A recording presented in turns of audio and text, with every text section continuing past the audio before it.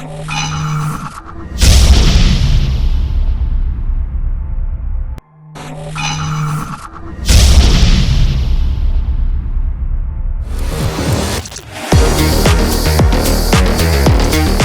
the keynote address that's on the topic, ensuring safeguards in telecom ecosystem, initiatives to curb digital frauds. And for this, I would like to invite on stage Mr. Sumnesh Joshi, Deputy Director General, Ministry of Communications, Government of India, to kindly come on stage. Can we have a huge round of applause once again, ladies and gentlemen?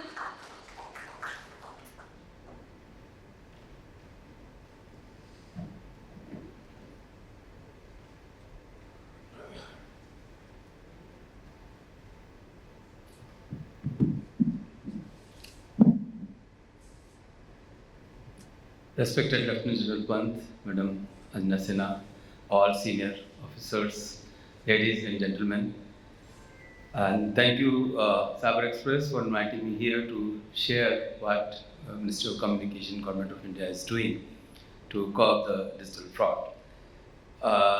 We all know that India has shown the world the kind of digital peace that we are witnessing.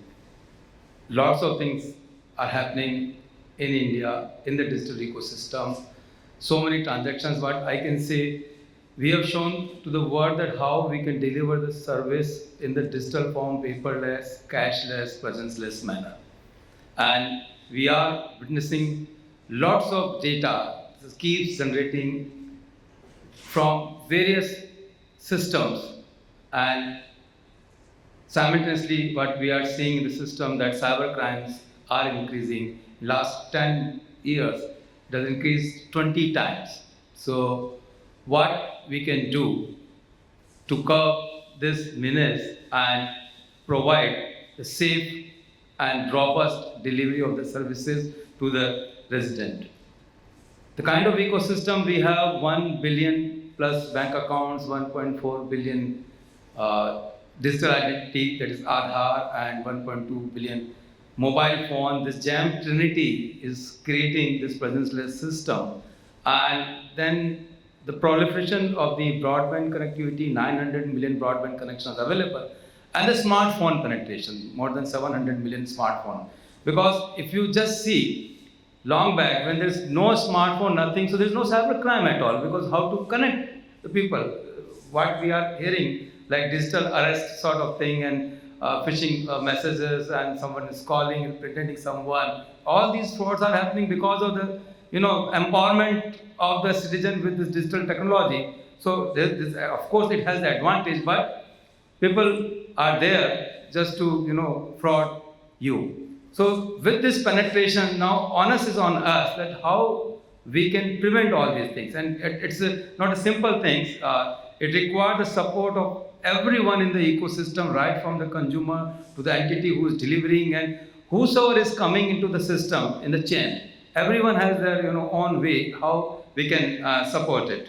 So what I'm going to tell you, see, when we say cyber crime, cyber fraud, the analogy generally, we think it's a financial fraud because, this is the ultimate money. So whosoever is doing whatever is doing, ultimately they say you transfer some money. Right, whether it's a ransomware attack or maybe any phishing message or click this or transfer this money or the blackmailing. So all this basically making the people giving some money through some means, right? So these financial frauds are happening and it is increasing because now UPI, see 14 billion plus transactions are happening and it's a very easy thing. So on one way we are creating the convenience for other side, it's very dangerous, and sometimes it's not only the I can say someone has forced to do, but sometimes residents are, instead of making 2,000 rupees, they are making 20,000 rupees payment. See, we don't know, it's very convenient, but just click away service. So we want all these things, but how we can prevent that someone cannot misuse it? Sometimes we are in the habit of scanning the QR code, but we don't know what is inside the QR code and what will happen when you scan the QR code. So, and technology has improved in such a manner. I worked in the Aadhaar, so when you do the transactions and the gummy fingerprints are there, right? And now maybe people can send those type of authentication requests through the internet, and it look like now artificial intelligence, voice cloning, etc. You don't know that who is calling, whether actually your wife, daughter, son, who is calling. So they are using all these things to win your trust. If they tell you that, okay, you are such and such, you have come to this conference, right now you are sitting in this hall, and maybe you have got this car, this number, and at home your daughter. So if they know all this information, then immediately you will get panic that something has happened, and immediately you fall into prey. So how we can curb all these things? And further, IoT, Internet of Things, that is the 5G, where everything will be gone by the technology and sensor, and they are communicating with the 5G network directly. Right? So data will flow from X place to Y place, and we are processing the data. So how we can prevent all these things that someone will not misuse the data generated? So I will tell you some of the things that Ministry of Communications has taken. Maybe that will benefit you. So one is that when we use the IoT devices, whenever we put any sensor, we don't know what exactly inside the sensor is. Maybe you have taken the sensor for the measurement of the temperature, but you don't know whether there is camera inside or not. How do you know that someone? So for the critical infrastructure, maybe when you are going to use this sensor sort of thing, so there is a recommendation of the Telecom Engineering Center that the National Trust Agency, so they can certify those type of devices. Maybe we can't. So it's again trade-off. Maybe something will come as uncertified, so it's your call, but something will come with a certification, you can use it. So in telecom, all the licensees who are giving the telecom service or internet service, there is a mandate that they have to use all the networking equipment, router, etc. That is, authenticated, validated by the Government of India, and the list is available on the Telecom Trust portal. Right? So one has to visit that portal and then use only those devices. So that is mandatory for them. Right? But some entities, for the private consumption, you are having your LAN, WAN, whatever infrastructure you are creating, for them, we recommend that you should also use those type of devices also. Otherwise, your data will be at risk. If someone will, just go or hack your system through those uncertified devices. So it's your call. And we always recommend that one should use the certified devices. Then we all know when fraud has happened, financial fraud has happened, so you can call within 30 minutes 1930. Right, you can report it. So there are chances that you will get the money back also, and action will be taken. So it's a 30 minutes window. But maybe fraud has not happened, but you are getting, and nowadays everyone is getting, I think, some calls or some phishing calls, some lottery, some scam.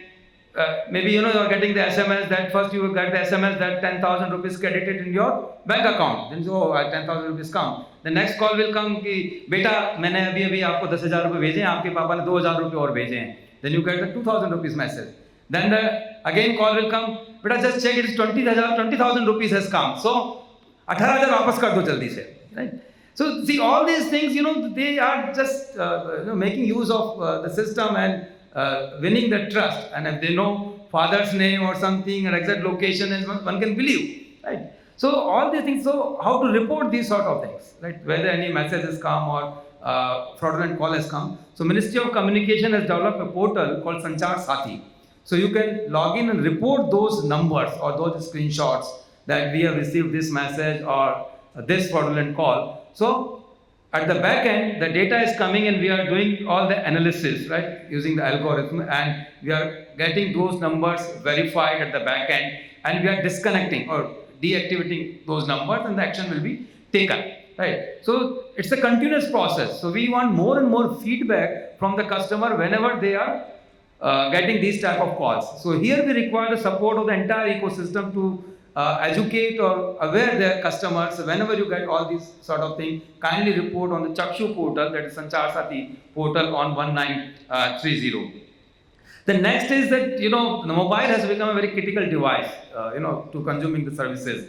And if your mobile is lost, you are totally nowhere. I can just imagine that someone's mobile is lost, then what type of expression was, and maybe he's totally lost something. What I can say is something bad happened in his or her life. So this is how maybe you are not finding the mobile maybe for 5 minutes or 10 minutes.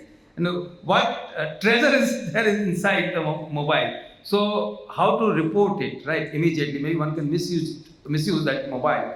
So again, on the same Sanchar Sathi portal, you can report the lost mobile. So immediately, the IMI number of the mobile will get blocked across the system, so someone cannot misuse that mobile. And there are chances again that someone will active that particular handset using the same. Immediately, the information will come, and then we can get the mobile back also. So this is another initiative was taken by the Ministry of Communication.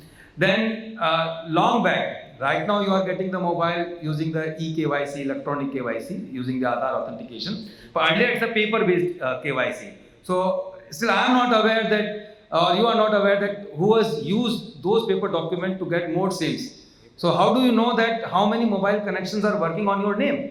Right. So that again, there is a facility that know your mobile numbers on the same portal. So you can log in and find out how many mobiles are there. Then you can say, okay, these numbers don't belong to me, and then we can again verify it and block those numbers. And calls are coming from the outside country, but they pretend they are calling from the India by displaying the CLI of the India. So those sort of things we want the feedback. So through this portal again you report. So we can further take the action to block all these things, right? And when you purchase a mobile, if you don't know that branded mobile is actually is new or manufactured by the company, or maybe there are some stolen mobiles and someone are reselling those mobiles on the garb of the new mobile, right? And maybe you end up the moment you activate and someone already reported it's a lost mobile. So that you can test the genuineness of that mobile on that portal. So these are some of the things that Ministry of Communication has taken some steps for the benefit of the citizen and benefit of the entire ecosystem. Another thing that we are doing, that total 1.2 mobile connections, and we are analyzing all the customer application forms of the data, that all the, using the face authentication or face matching or some algorithm. So we are able to find out which are the fraudulent connections, and we have deactivated them. And the connections which are reported through the Chakshu portal, that also we have deactivated. So that action we are taking, it's a continuous process. We are cleaning the system. So whatever mobile we are having the system will have a valid KYC in the system. So no one can misuse those mobile numbers. The moment someone will report that someone is using that mobile number, his or mobile number, for making the call to threat or maybe to send the fraudulent messages, so we can take again action as per the law against them. So this is one part. Then because mobile has become everywhere in the digital ecosystem, last mile to consume the service, whether you log in or OTP, first thing is the mobile, right? Then only the another thing will come into the place, other authentication part, etc. So what we recommend that maybe one should collaborate. So already Ministry of Communication has come up with a DIU, that is Data Intelligent Platform, DIP. So that data intelligent platform, we are onboarding the entities. So 450 plus entities we are already onboarded. All the Ministry of Home Affairs entities and state and central government and all agencies, who are actually, working in the enforcement or the maintain the law and order and financial ecosystem. So idea is to share the data in the real time, so we can make out that from where frauds are happening, because we are able to generate the heat map that a particular area of our country, mobiles are used for making the fraudulent call. So all these things, if we corroborate and data is coming, and we are able to curb all these digital frauds. And what I have seen that there are mobile connections which are disconnected, but WhatsApp are working. Even the connection is deactivated, but WhatsApp, once you are authenticated, it's working. So, and in the banking system also, or any other system where mobile is seeded, so we are sharing all the disconnected mobile number or the suspected mobile number list through the API, through this platform, to all the entities. So we can consume it, and we can clean and we can find out, okay, this person has used this mobile number that is in this list. So maybe we are suspected, maybe we can ask for more KYC, or we can take the action, we will not give the service. So lastly, I want to say that is data driven world, where we are poised to become third largest economy, and 5G and IoT devices are coming, and augmented reality, virtual reality, all these things will take place, and everything coming to, and then we will say it's not a mobile something, it's a smart device. Maybe form factor may change, maybe it's a watch or maybe button or whatever, we don't know in future what will happen. So something is, this is smart devices, right? That you are communicating using that devices. So what we can do? So one learning that from the UI day I can share, the data minimalistic approach. Consume only the data that you actually require, otherwise don't, otherwise people are in habit, maybe you require 5 feeds but you are collecting 10 feeds, unnecessary. Right? So that is not required. So one has to look into that, that okay, what data actually you want to consume and what data is sensitive and what data is required to be in the business database. So for example, in Aadhaar, there is Aadhaar data vault and that is separate in the encrypted form, and banks are using the token and reference number in the business database. So this is how we can design the system, your architecture. And security by design. So we have to see the flow of the data, right from the collection to the processing to the storage and further retrieval. So depending upon the sensitivity, the risk of the data, where we have to use encryption, what level of encryption we should use, that all we have to look into, and then we have to design our system. And regular audit, of course, that is required from the empaneled certain auditors. And another thing is that whenever you are sharing the data, right? Because now DPDP Act has already been passed. Any day maybe it will be implemented. So all the agencies have to look into the architecture from the security point of view. Is there any vulnerability, or it should be in the compliance with the DPDP Act, because privacy is of the utmost concern. So one should have system in the place that I have collected the data for X purpose and I can't use for the Y purpose unless until I take the explicit consent of the customer. And it's a game, so we have to be ahead from the fraudster. So thank you very much, Cyber Express, for inviting me here, and maybe we have very learned speakers, Dr. General Pant and Madam and other speakers, so we will hear them. And thank you very much.